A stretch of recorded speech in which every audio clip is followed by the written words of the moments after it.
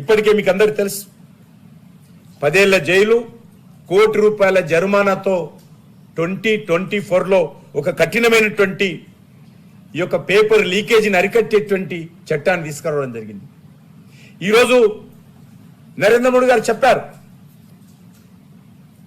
ఎవరైతే paper leakage ఉన్నారో fast track కోర్టులు ఏర్పాటు చేసి ఆ ఫాస్ట్ ట్రాక్ కోర్టుల ద్వారా వాళ్ళందరికీ కఠినంగా శిక్ష పడే విధంగా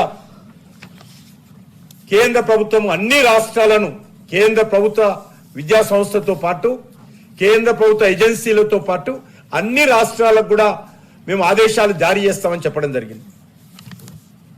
అంతేకాకుండా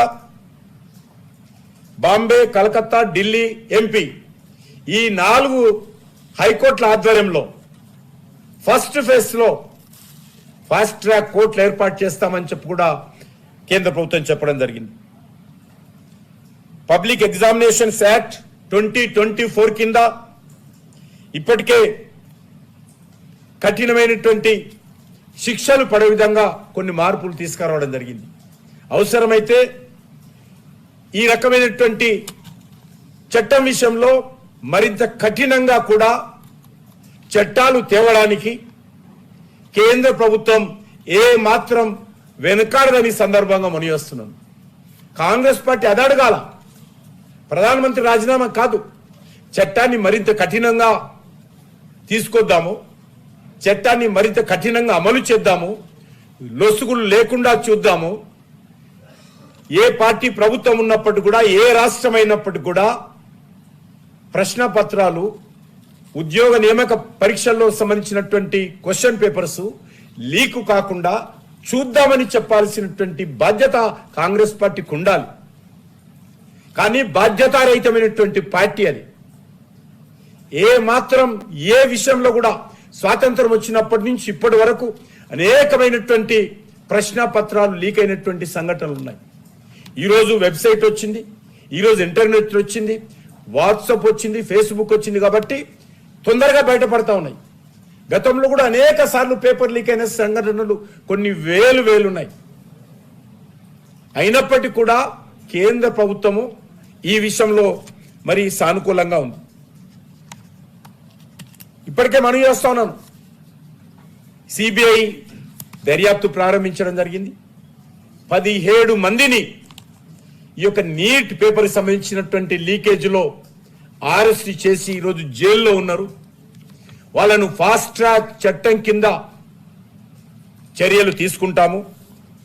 అదేవిధంగా భవిష్యత్తులో కేంద్ర ప్రభుత్వం నరేంద్ర మోడీ గారి నేతృత్వంలో ఏ క్వశ్చన్ పేపర్ కూడా లీక్ కాకుండా జీరో టాలరెన్స్ పాలసీ తీసుకొస్తుంది.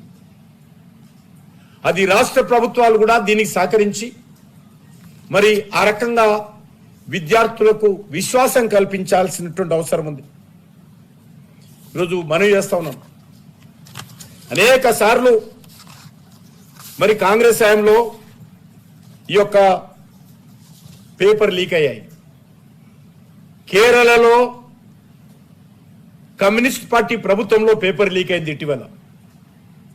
ఏదైతే మమతా బెనర్జీ చాలా శుద్ధపూస్తలు చెప్తా ఉంది. ఈరోజు ఆమె ముఖ్యమంత్రిగా ఉన్నప్పుడు వెస్ట్ బెంగాల్లో అనేక క్వశ్చన్ పేపర్ సంబంధించినటువంటి పేపర్స్ లీక్ అయ్యాయి. మరి ఈరోజు ఏ విషయంలో కూడా వాళ్ళు బాధ్యతలు తీసుకోకుండా వాళ్ళ హయాంలో ఒక మాట, మరి బీజేపీ అధికారం ఉన్నప్పుడు నీటికి సంబంధించినటువంటి పేపర్ మీద మరొక మాట. వీళ్ళు ధర్నాలు చేస్తారని మాకు తెలియదు. పేపర్ లీక్ అయినప్పుడు యుద్ధ ప్రాతిపదిక మీద కేంద్ర ప్రభుత్వము ఏ రోజు కూడా ఏ ప్రభుత్వం కూడా మరి అంత సమర్థవంతంగా మరి మిలిటరీ సహాయం తీసుకొని మరి వాళ్ళను కూడా ఉపయోగించి క్వశ్చన్ పేపర్ రాసినటువంటి వాళ్ళందరినీ కూడా మళ్ళీ బయటికి ఏ రకమైనటువంటి సెల్ ఫోన్ కానీ ప్రచార సాధనాలు అందుబాటులో లేకుండా వాళ్ళందరినీ పరీక్ష రాసేంత వరకు కూడా మరి కంట్రోల్లో పెట్టి ఏ రకంగా పేపర్ నిర్వహించిందో మనకు తెలుసు. యూపీ హయాంలో 10 సంవత్సరాల పాలనలో దేశవ్యాప్తంగా వందలాది పేపర్ లీకులు జరిగాయి. ఈరోజు చాలా పెద్ద ఎత్తున మరి మహానుభావుడు, దేశంలో అత్యంత తెలివివంతుడు, మేధావి అయినటువంటి Rahul Gandhi power point presentation ఇస్తున్నారు. ఆయనకు మించినటువంటి మేధావి ఈ దేశంలో ఈ ప్రపంచంలో ఎవరుండరు. దురదృష్టం అది కాంగ్రెస్ పార్టీకి దొరికిండు. అదృష్టవంతుడు. అదృష్టవశాత్తు అంత పెద్ద మేధావి కాంగ్రెస్ పార్టీకి దొరికాడు. ఈరోజు మనం చేస్తా ఉన్నాను. ఈరోజు విద్యాశాఖ మంత్రిగా తెలంగాణ ముఖ్యమంత్రి రేవంత్ రెడ్డి ఉన్నాడు. మరి తెలంగాణలో మరి క్వశ్చన్ పేపర్ లీక్ అయింది కదా, మరి ఆయన